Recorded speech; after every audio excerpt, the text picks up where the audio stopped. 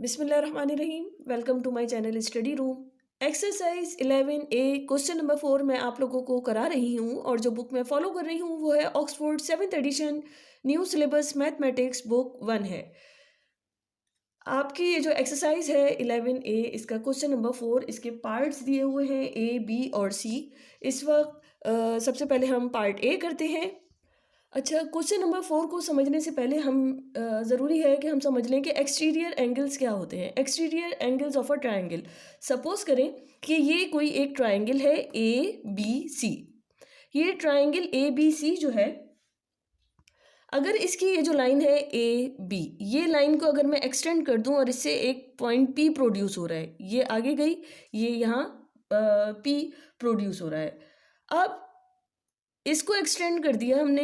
इसी तरह line B C है अगर, और इसको हमने एक्सटेंड कर दिया तो यहाँ क्यू प्रोड्यूस हो गया है पॉइंट। और इसी तरह ए सी लाइन को भी यहाँ से एक्सटेंड किया तो आर प्रोड्यूस हो रहा है। अब ये कह रहे हैं कि एक्सटीरियर एंगल क्या होता है। यहाँ ये देख रहे हैं आप कि ये लाइन ए बी पी, अब यहाँ से लेके इस लाइन से लेके ये वाली जो लाइन है, ये जो एक्सटीरियर एंगल प्रोड्यूस हो रहा है, ये सारे तो angle A, angle B, angle C, ये तो हमें पता है ये इंटीरियर एंगल्स हैं। लेकिन अब अगर जो इसके एक्सटीरियर एंगल्स हैं, इस लाइन को एक्सटेंड करने की वजह से ये जो एंगल पी प्रोड्यूस हो रहा है ये एक्सटीरियर एंगल है। अब ये किसके इक्वल है? ये इक्वल होगा, an exterior angle of a triangle is equal to the sum of its interior opposite angles. अब ये एक्सटीरियर एंगल है, ये किसके इक्वल होगा? इसके ऑपोजिट में जो इंटीरियर एंगल्स हैं उनका सम, उसके इक्वल ये एंगल पी होगा। तो मैं कह सकती हूँ कि एंगल पी किसके इक्वल है? एंगल पी इक्वल हो जाएगा angle A plus angle C के। ये किसके इक्वल है? The sum of its interior opposite angle. ये एंगल पी इसके जो ऑपोजिट में इंटीरियर एंगल्स हैं उनके सम के इक्वल हो जाएगा। इसकी जो एब्रीवेशन लिखी जाती है वो इस तरह लिखी जाती है कि एक्सटीरियर एंगल्स ऑफ ट्रायंगल। इसी तरह अब ये जो लाइन ए सी थी इसको मैंने एक्सटेंड किया, ये पॉइंट आर प्रोड्यूस हुआ है। अब यहाँ से लेके यहाँ तक का ये जो एंगल है ये एक्सटीरियर एंगल है। ये क्या है? ये एंगल आर है और इसके ऑपोजिट इंटीरियर एंगल्स कौन से हैं? ऑपोजिट इंटीरियर ये है एंगल बी और एंगल सी। तो एंगल आर की क्या वैल्यू हो जाएगी? Angle B plus angle C, ये इसके इक्वल हो जाएगा। इसी तरह लाइन बी सी को जो हमने एक्सटेंड किया तो क्यू प्रोड्यूस हुआ था, और यहाँ जो एंगल क्यू है ये भी एक्सटीरियर एंगल है। तो ये किसके इक्वल होगा? ये इसके ऑपोजिट में दो इंटीरियर कौन से हैं? एंगल ए और एंगल बी। तो इन दो को जो सम करेंगे, हम ऐड करेंगे, उसके इक्वल होगा। एंगल क्यू किसके इक्वल हो जाएगा? Angle A plus angle B के। इसको हम इस तरह लिखकर बता सकते हैं कि एंगल पी को अगर मैं कहूँ कि एंगल पी किसके इक्वल हो जाएगा? इसके opposite angle A plus angle C. इसी तरह अगर एक्सटीरियर एंगल क्यू है, एंगल क्यू जो है ये किसके इक्वल हो जाएगा? Angle A plus angle B. इसके ऑपोजिट में एंगल ए और एंगल बी है। इसी तरह एंगल आर, एंगल आर जो है ये किसके इक्वल हो जाएगा? Angle B plus angle C के। तो अब हमने इस बात को समझ लिया है। अब हम क्वेश्चन नंबर 4 करेंगे जो हमारे लिए इजी रहेगा अब करना। जी, अब ये है आपकी बुक का एक्सरसाइज 11A का क्वेश्चन नंबर 4 है। इसका पार्ट ए है, इसमें इन्होंने ये हमें ट्रायंगल दिया हुआ है ए बी सी, और ये जो ए बी लाइन है ये एक्सटेंड हुई है, तो ये क्या है? D A B. इन्होंने हमसे सवाल किया है given that D A B is a straight line. D A B एक स्ट्रेट लाइन है, find the values of the unknown in each of the following figures. अब ये जो 3 फिगर्स दी हुई हैं इसमें हमें अननोन्स मालूम करने हैं। इधर हमें पता है कि ये एक्सटीरियर एंगल है ए, जो अननोन ए है वो एक्सटीरियर एंगल है, और ये किसके इक्वल होता है?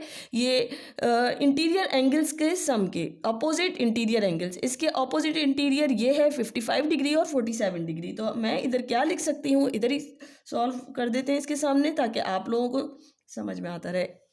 एंगल ए किसके बराबर हो गया?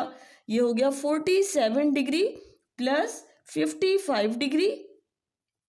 अब ये क्यों मैंने इधर लिखा है ये भी बता दूं कि ये एक्सटीरियर एंगल है। ये एक्सटीरियर, इसकी एब्रीविएशन हम लिखेंगे एंगल ऑफ ट्रायंगल। जो ट्रायंगल है इसका एक्सटीरियर एंगल है। अब ए की क्या वैल्यू आएगी? ये 102, इन दोनों को ऐड कर दिया, अपोजिट इंटीरियर एंगल्स थे, इनको मैंने ऐड कर दिया और इस तरह डिग्री साइन हटाएंगे तो ए की क्या वैल्यू आ गई 102 और यही अननोन हमको मालूम करना था। अब चलते हैं इसके पार्ट बी की तरफ। अच्छा, अब पार्ट बी में ये हमें क्या कह रहे हैं। अच्छा, ये जो है इसमें इन्होंने हमें वही स्ट्रेट लाइन है डी ए बी, इससे दो ट्रायंगल्स जो हैं वो फॉर्म हो रहे हैं और इन्होंने हमसे अननोन मालूम करने को कहा है। अब ये देखिए डी ए सी, ये अगर ट्रायंगल है तो इधर है बी अननोन, ये एंगल जो है बी ये हमें मालूम करना है। ये राइट एंगल ट्रायंगल हैं दोनों, तो ये तो हमें पता है कि राइट एंगल का कौन से होते हैं राइट एंगल ट्रायंगल, जिसका एक एंगल जो हो वो 90 डिग्री हो, तो ये वाला 90 डिग्री है, ये भी 90 डिग्री है अगर मैं इस वाले ट्रायंगल को देखती हूँ। अभी सबसे पहले मैं डी ए सी इस ट्रायंगल को कंसीडर करूँगी और ये वाले जो ट्रायंगल है इसको अभी मैं कंसीडर नहीं कर रही, क्योंकि इसलिए नहीं कर रही क्योंकि इस वक्त मुझे बी की वैल्यू मालूम करनी है। तो डी ए सी ये वाला ट्रायंगल कंसीडर कर रही हूँ। Consider triangle A C D ले लेते हैं, ए सी डी। सही। अब मुझे ये पता है अगर मैं सिर्फ इस ट्रायंगल को देख रही हूँ तो इसको मैं नहीं देख रही ये वाली, तो इंटीरियर एंगल्स की मुझे प्रॉपर्टी पता है कि कोई भी ट्रायंगल हो उसके जो इंटीरियर एंगल्स का जो सम है वो 180 डिग्री होता है। तो इधर मैं क्या लिख सकती हूँ, इधर मैं लिख सकती हूँ ये तो 90 डिग्री राइट एंगल है इसलिए 90 degree plus B degree plus 50 degree, ये मैंने 50 डिग्री लिख दिया। 90 plus B degree plus 50 degree is equal to 180 degree, ये भी मैंने बता दिया। अब मैंने क्यों लिखा है इसको 180 डिग्री, क्योंकि मुझे पता है कि जो एंगल्स का सम होता है ट्रायंगल के वो 180 डिग्री होता है of triangle, angle sum of triangle, ये इधर मैंने लिख कर भी बता दिया। अब यहाँ से मैं b की वैल्यू निकाल लूँगी। 90 और 50 को 180 के पास भेजेंगे, -90 -50 और इस तरह b की क्या वैल्यू मेरे पास आ जाएगी 40 डिग्री। b की क्या वैल्यू आ गई 40 डिग्री और डिग्री साइन हटाएंगे तो मेरे पास b की क्या वैल्यू है 40 और यही मुझे मालूम करना था। अब मैं c की वैल्यू निकालूंगी, इधर भी वही इंटीरियर एंगल्स हम अप्लाई करेंगे 90 + 35 + c डिग्री। तो अब मैं इस वाले ट्रायंगल को देखूंगी जो है A B C, triangle A B C, और इसको नहीं देख रही इस वक्त क्योंकि मुझे सी अननोन की वैल्यू मालूम करनी है। ट्रायंगल ए बी सी, इधर मैं क्या क्या वैल्यूज़ लिख सकती हूँ, मैं लिख सकती हूँ 90 डिग्री क्योंकि राइट एंगल ट्रायंगल है ये भी, 90 डिग्री प्लस 35 डिग्री और plus C degree is equal to 180 degree. और इधर मैंने वही बात बता दी कि एंगल्स को हमने सम कर लिया, ये इंटीरियर एंगल्स हैं किसके, ट्रायंगल के, ये लिखकर भी बता दिया मैंने। इस तरह C की मैं वैल्यू निकालूंगी 180 के पास भेजूंगी इसको, तो C की क्या वैल्यू आ जाएगी 180 degree minus 35 degree minus 90 degree और इस तरह C की वैल्यू मेरे पास आ जाएगी 55 डिग्री।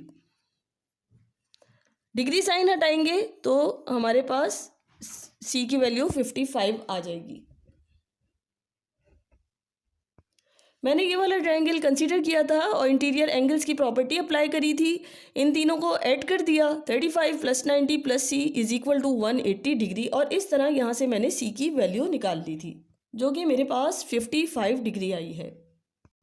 अच्छा, अब इसी क्वेश्चन नंबर 4 का पार्ट C कर रहे हैं। ये देखें, इसमें जो ट्रायंगल दिया हुआ है ये लाइन है स्ट्रेट लाइन DAB, अननोन हमें मालूम करने हैं। इधर आप देखिए दो अननोन है, एक तो ये क्या एंगल है 2E, ये है 3E एंगल है डिग्री और ये है D डिग्री। इधर दो अननोन है, E भी अननोन है और D भी अननोन है। जो एक्सटीरियर एंगल है वो कितना है 110। तो सबसे पहले हम क्या करेंगे, इधर अगर मैं एक्सटीरियर एंगल तो अभी नहीं मैं अप्लाई कर रही, अभी मैं क्या करूँगी स्ट्रेट लाइन को देख रही हूँ क्योंकि मुझे ये डी अननोन भी मालूम करना है। इंटीरियर एंगल्स की प्रॉपर्टी नहीं लगा सकते क्योंकि ई भी अननोन है और डी भी अननोन है, इंटीरियर वाली नहीं लगा सकते। और इस वक्त ये स्ट्रेट लाइन है, स्ट्रेट लाइन DAB है और मुझे स्ट्रेट लाइन की क्या प्रॉपर्टी पता है कि जो एडजेसेंट एंगल्स हैं उनका जो सम होता है वो किसके इक्वल होता है, वो 180 डिग्री के इक्वल होता है। तो मैं क्या कह सकती हूँ कि D degree plus 110 degree is equal to 180 degree. अब मैं ये लिख के बता दूं आपको कि डी डिग्री प्लस ये एडजेसेंट एंगल्स हैं, ये स्ट्रेट लाइन है, तो D degree plus 110 degree is equal to 180 degree. अब मैंने ये क्यों बताया है, इसलिए कि इधर ये स्ट्रेट लाइन वाली प्रॉपर्टी मैंने अप्लाई करी है, adjacent angles on a straight line, straight line है ये। अब यहाँ से मैं डी की वैल्यू निकाल लूँगी, डी किसके इक्वल आ जाएगा, 180 डिग्री माइनस 110 डिग्री, और ये मेरे पास आ जाएगी 70 डिग्री। डिग्री साइन हम हटाएंगे तो डी की क्या वैल्यू मेरे पास आ जाएगी, डी की वैल्यू आएगी 70। एक ये डी अननोन तो हमने मालूम कर लिया।